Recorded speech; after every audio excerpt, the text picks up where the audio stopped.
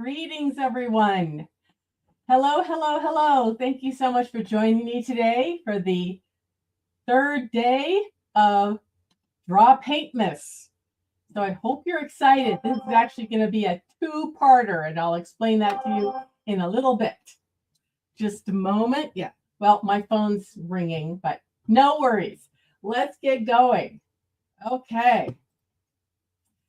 So this is approximately what we're going to be doing today. And but first I want to introduce myself. Hi, I'm Christine Elder, and I'm a naturalist, environmental educator, and visual artist in Central Oregon. And I love bird watching. You maybe joined me yesterday for our two turtle doves sketching exercise. So I love bird watching. I love birds, drawing them and painting them. This bird here is actually a scratch board illustration of a barn owl that I did in the 90s, actually. So, and I love traveling to the northern realms where our featured species lives, this northern snowy owl. And so this is a picture of me in Alaska, and I was actually teaching a bird drawing workshop in Alaska. So I love these areas where these birds live. And so this is, again, part of my 12 Days of Christmas, the naturalist version, also called the 12 Days of DrawPaintMas, because we're drawing and painting. And so you can also see the future and previous videos on Facebook and YouTube as we go. So anyway, today's snowy owl and tomorrow are hollies, because those are really beautiful and signify the holiday season, and we'll be drawing and painting those as well. Do make sure to say hello in the chat box if you are able to. I'd love to know if you have seen our featured species of the day, the snowy owl. So first, I'm going to be talking about the materials we're using, and there's actually a lot of materials. And so I did decide to break this up into two sessions. And so the second session, where we're drawing and painting, will be a little bit later today, and I'll send you a link. But I want to go over the materials just so it'll be more likely that you'll be able to gather those so that you can draw and paint along with us. So first, you're going to want a sharp sketching pencil. We're going to draw the owl in pencil and then shade it with either black and white charcoal pencils or shading pencils, whatever you have. And then a fine-tipped ink pen. I use that for the pupils and the beak of the bird and the nails. They've got really sharp claws for catching those lemmings. And then you're going to want some watercolors. You're only going to need a few colors, kind of the night sky, kind of blues and purples and blacks. And then if you want to do the owl in watercolor, you can, but I decided to do it in pencil. And then you're going to want paper, of course, and there's a few different kinds of papers that you can use. Sorry, I'm trying to get this the right. I can't figure it out. Too many buttons. Anyway, I experimented with using both this smooth Bristol board paper as well as this cold press watercolor paper. And I definitely got different looks to them. I'll show you those in a second. But if you're going to do the watercoloring, you'll probably want to tape down your edges, because this is a wet and wet technique, and so your paper will wrinkle. And then often when I'm done, I will use a hair blow dryer to flatten it really nicely. And if it's taped down, it'll flatten perfectly like these did. And then I like having an old toothbrush or a fan-shaped brush like this one to put the snow on. We're looking at snow. It could be stars, but since we're drawing the snowy owl, we could use that. And then I like to use this really opaque white paint. It's Dr. P.H. Martin's, but you might have an acrylic paint or something. If you don't have those, you could also put the snow on with like a Uniposca pen or charcoal pencils or white acrylic, whatever you have. But it's fun to add that snow since we are drawing the snowy owl. Like to say hello in the chat box to Joey from cold and snowy Michigan. Yes. So sometimes these owls do come as far south as Michigan. We'll talk about their biology in a minute. So anyway, those are all the supplies. And a bigger brush is best, as big as you can get, because it's easier to get those wet and wet washes on all at once. So again, I'm going to do the drawing and painting separately. I think it's good to divide them up. Otherwise, this will be really long. And I'd really like you to be able to follow along live with me if you can. And even if you don't collect your supplies, you might still want to watch part 2 just to see me doing the drawing and painting. And Nanette says hello from the Blue Ridge Mountains. It's cold there. And Cindy says hello from New Hampshire. Yeah, today is actually partly cloudy. There is a lot of blue sky. And it's pretty warm, actually. I'm kind of hot in this outfit. I am wearing my owl artwork that I got in Fairbanks from a wonderful local artist. And this is an owl flying with a bunch of lemmings. You can't really see it very clearly, but I thought I'd wear that for today. So anyway, speaking of materials, so I did 2 examples. I did one on the flatter side of my cold press watercolor paper, just to kind of see and compare how the pencil drawing of the owl and the watercolor background looked compared to the smooth. This is the smooth Bristol board. And so I think I really liked being able to draw in pencil on the smooth Bristol board. I haven't finished this drawing yet, but I think the shading goes on a lot better. When I tried the shading on this bumpier watercolor paper, it just didn't look as realistic. And so, I don't know. I think the watercolor background would probably look pretty similar between the two. Another thing I added on this one was salt. So if you have large grains of salt, you can sprinkle that on as you're just finished painting, and that will add these little star-like looks to it. In fact, you can even leave some of them. I left some of the salt on here. And I put a moon in there too. Hi, Kat. Thanks for popping in. And yeah, maybe you can join us later for the drawing. Yes, I will again be doing that later. Okay, so where am I here? We're going to keep going. Sorry. I can never figure out which one it is. There we go. Okay, so that's the supplies. Again, if you have any questions about what supplies to have, that's good. You can ask those. One other thing is I generally tape my paper onto something hard. So I have this hard board here and then a little softer board on top. And I will tape my artwork on here again, so it's super sturdy surface, and that the paint doesn't wrinkle, or the watercolor doesn't wrinkle. Okay, so anyway, the snowy owl, that's our subject today for day number 3 of our 12 days of DrawPaintMas. So let's talk a bit about this owl. I chose this owl partly because one of my members in my Nature Notebook Club suggested it, and that's one of the benefits of being in my paid programs is you get to have more input about what I do. So I added that. So anyway, this owl is just iconic of winters. And since we're doing a lot of these 12 days of DrawPaintMas related to not just Christmas, but winter as well, and northern realms where you get a lot of snow. This owl is just totally iconic. And it is the largest and heaviest of our North American owls.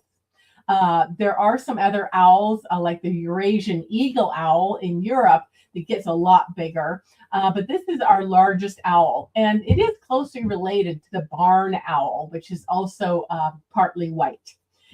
So it's the heaviest North American owl, and it can get up to 4 pounds.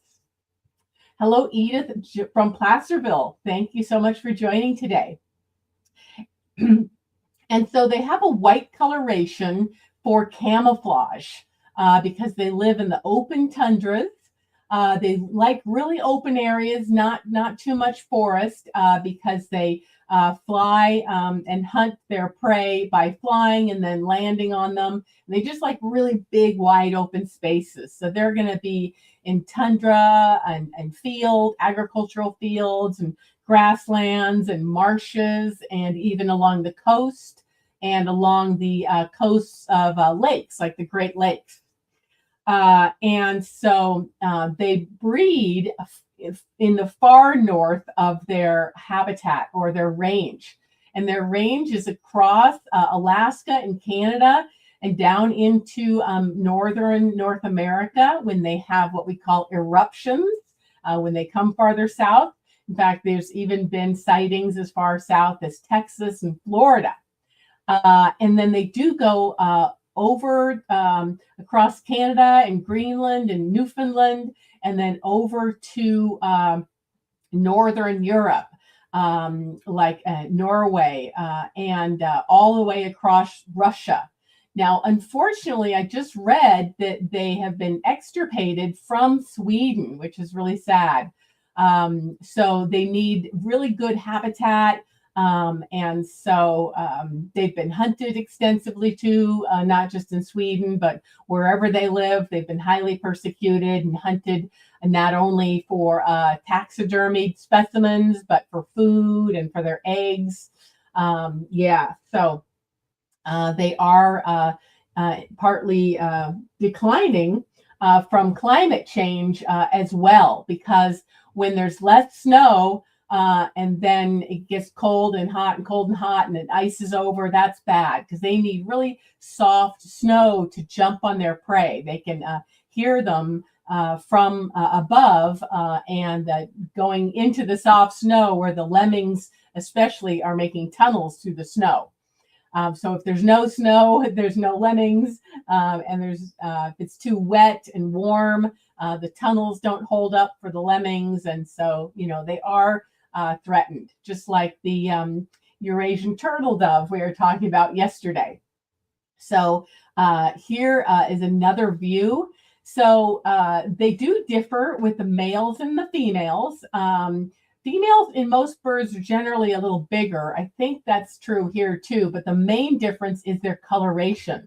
So in the juveniles, both male and female will have some of this black barring on their head and their chest and their wings, but the females keep that barring colors, that black barring.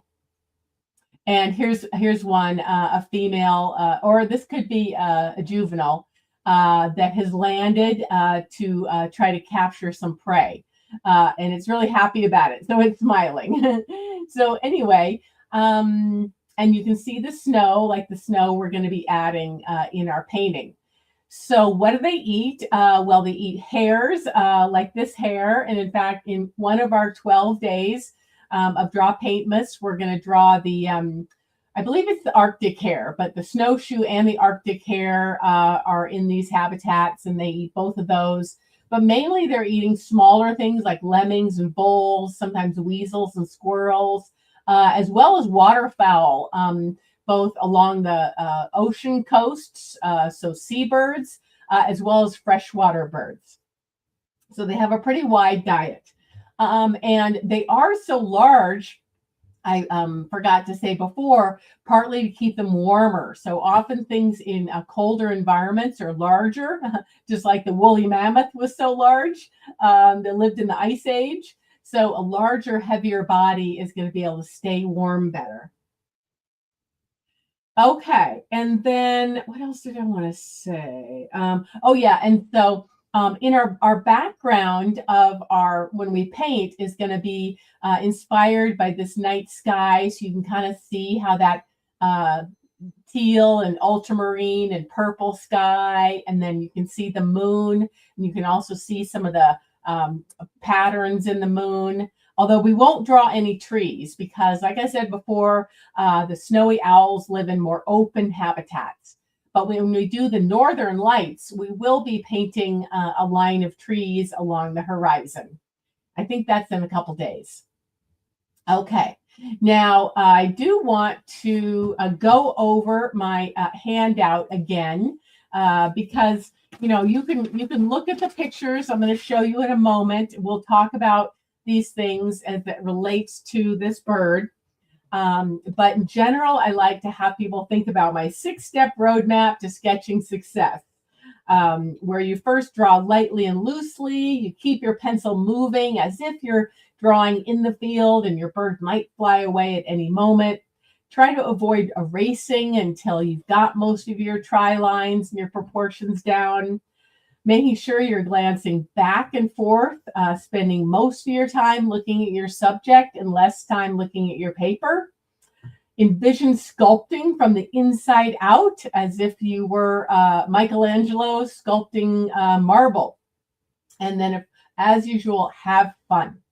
Okay, and so anyway, these are my 6 steps, and we'll talk about them when we look at the photo of the owl next. So blocking in your basic shapes, your circles, triangles, ovals, rectangles. And as you're doing that, thinking about the relative proportions of each shape.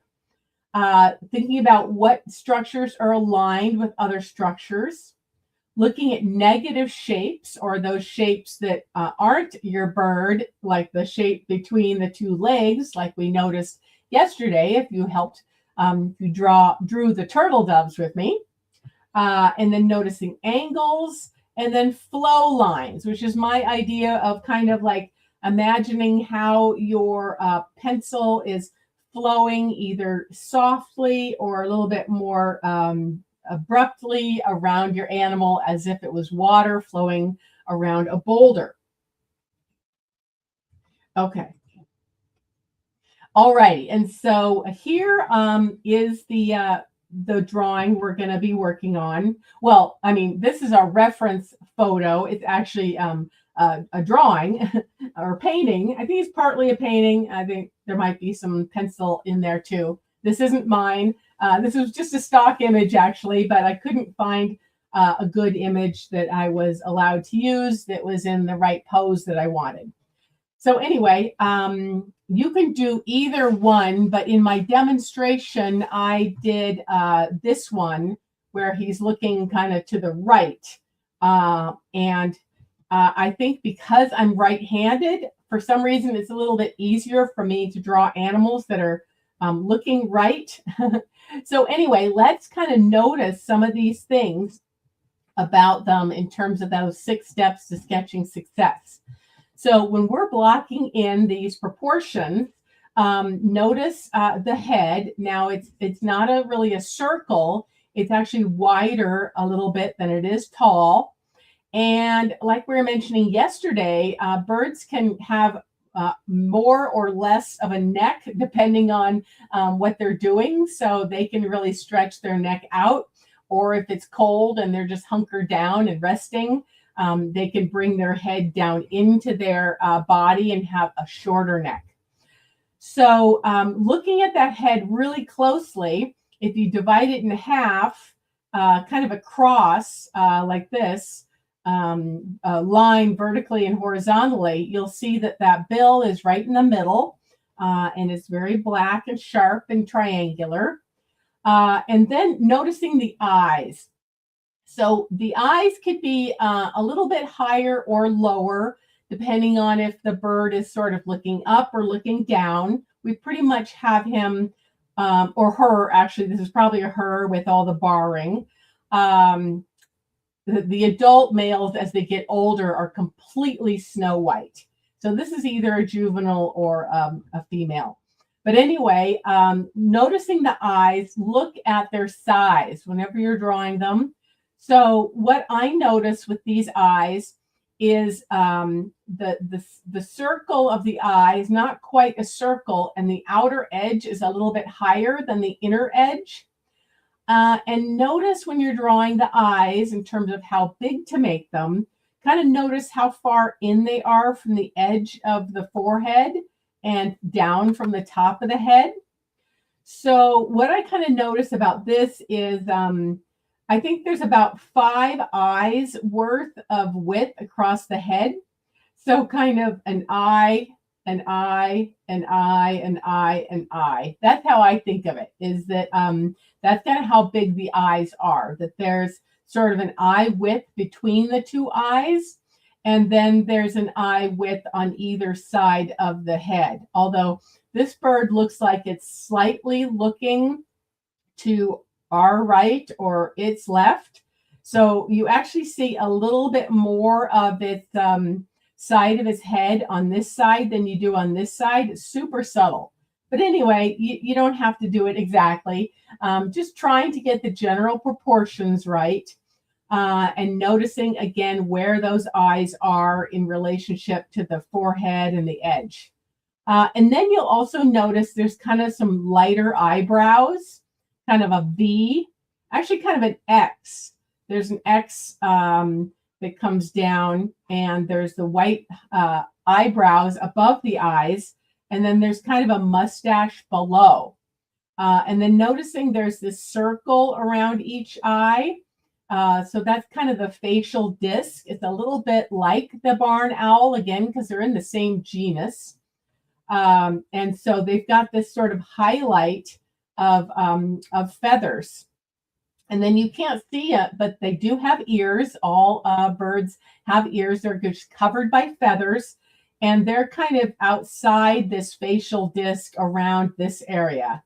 And owls have ears that are a little bit different heights from each other to help them really pinpoint the location of their prey. But again, we can't see those, but just remember they do have ears. They also have nostrils, so they can smell, but those nostrils are covered by these fine, sharp feathers that look like little individual hairs. And that's something later on you can add with a fine-tipped pen or a pencil. So anyway, it's really good to look really closely at an animal before you start drawing it. And that's why we're taking plenty of time to understand their anatomy before we start drawing them. And again, we're going to draw them in our next event, which is a little bit later today, once I get those videos uploaded. So then looking at the body, again, we don't have it straight on. It's turned a little bit to our right. Now, remember that owls have a really flexible head. They can turn it almost, I think, 270 degrees or something. So their body can be in a very different position than the head. So anyway, the head is looking directly, almost directly at us, whereas the body is facing that way. And you can tell because we mainly see this wing here. And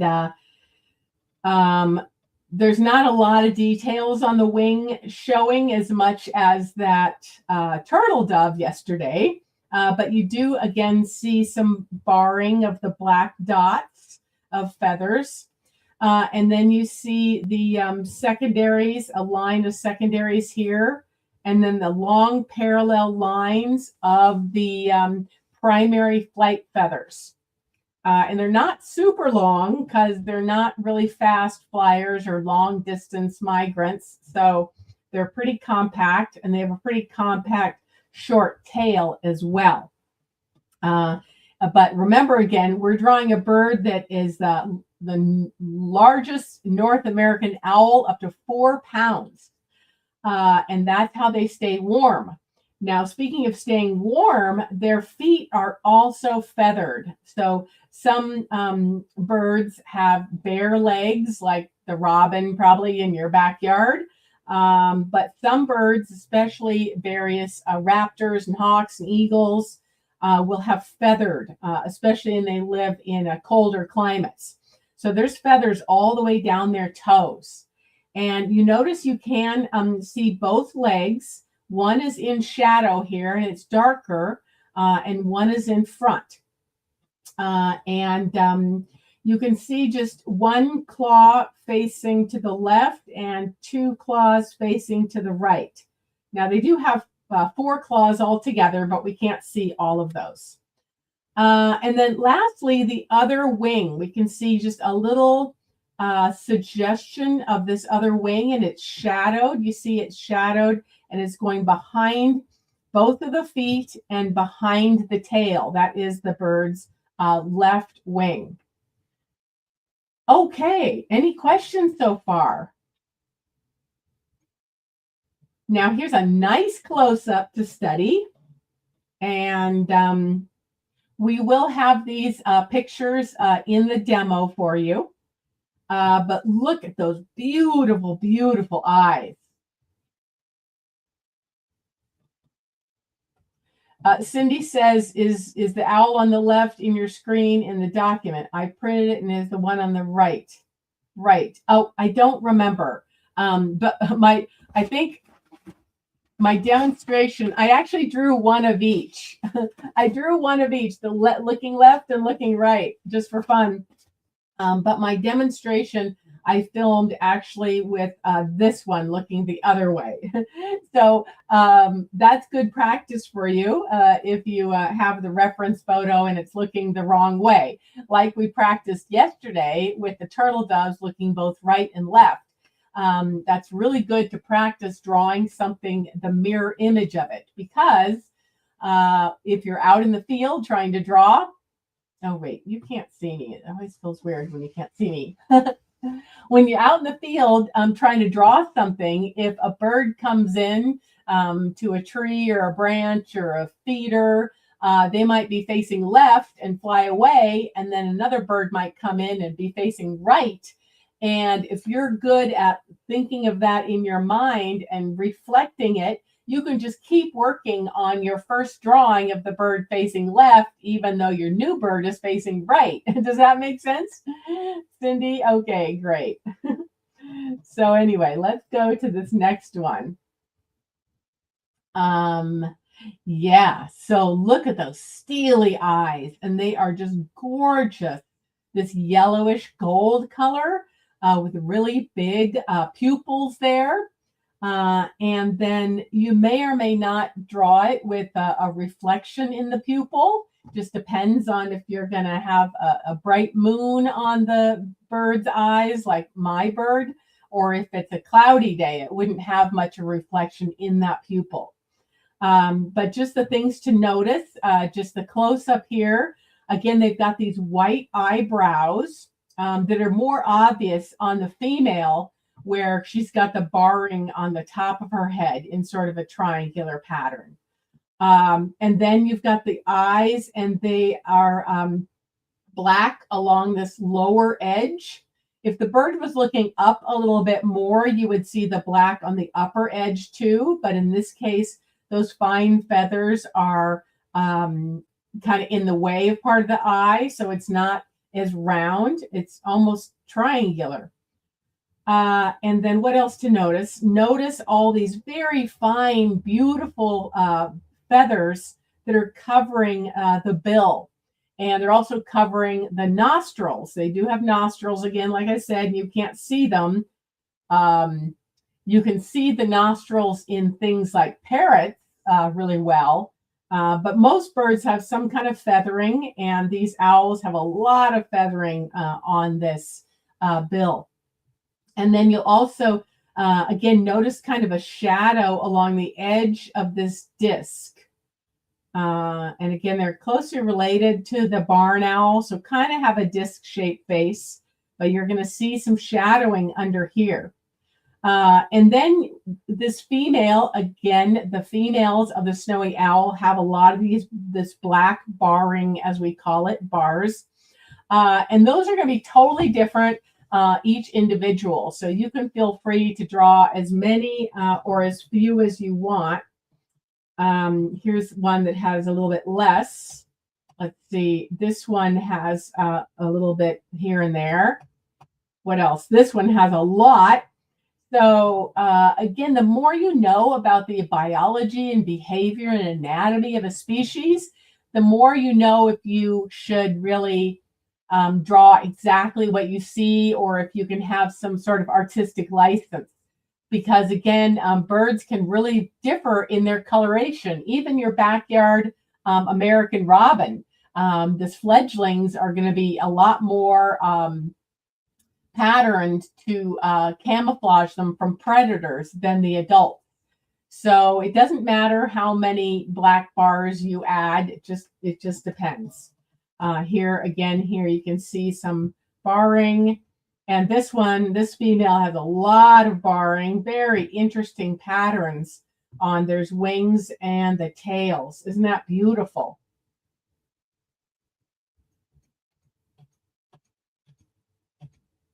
Okay, any other questions? So hopefully I'm going to get these videos edited and uploaded, and that will give you time to collect your materials and to just keep thinking about the anatomy of this bird. And if you, during the demonstration, I do show these reference photos, but if you wanted to take a screenshot right now and start kind of thinking about it and drawing it, you could. Or take a photo with your phone. And here's the other one. And again, I'm going to be demonstrating with the bird that's closest to me. And I'm going to be putting it on the edge. So like I said, I'm going to have plenty of room to show this beautiful night sky with the snow and with the snowy ground below. And yeah, you can see I had two different ones I was practicing on with two different kinds of paper. So the types of paper and pencils and watercolors you have will really affect you. Okay, well, anyway, if there aren't any questions, I'm going to get back to you probably in a couple hours, probably no later than a couple hours. Let's say if it's 12:30 where I am now, let's say 3 p.m. I should be ready, and hopefully you might be ready as well, or you can always watch the replay at your leisure. Again, all of these videos are on my Facebook and on my YouTube.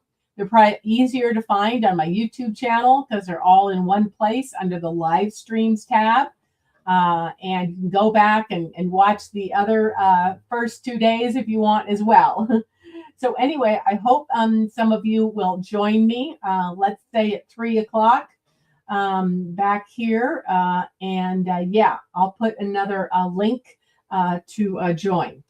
Okay, well, thanks so much. We'll see you in a little bit. I hope you're more prepared now to be able to follow along live when we do the drawing, and if you wish, the painting as well. So any other questions? Okay, great. Thanks. Well, I'll see you soon. Bye-bye. Let's say 3 p.m. Pacific Standard Time. Bye.